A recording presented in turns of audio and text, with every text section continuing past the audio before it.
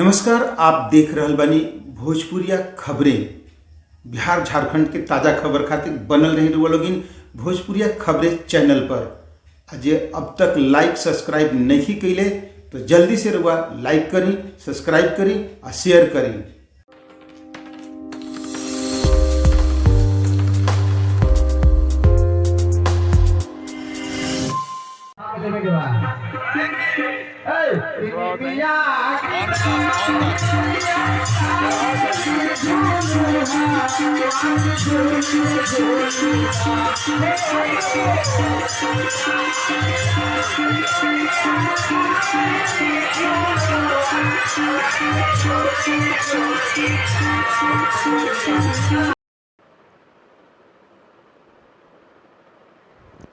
अनेकों रंग में रंगल होली की मस्ती दिखी एक झलक में। रोहतास जिला के दावत प्रखंड मुख्यालय तथा प्रखंड के सब क्षेत्र में होली धूमधाम से मनावल गई।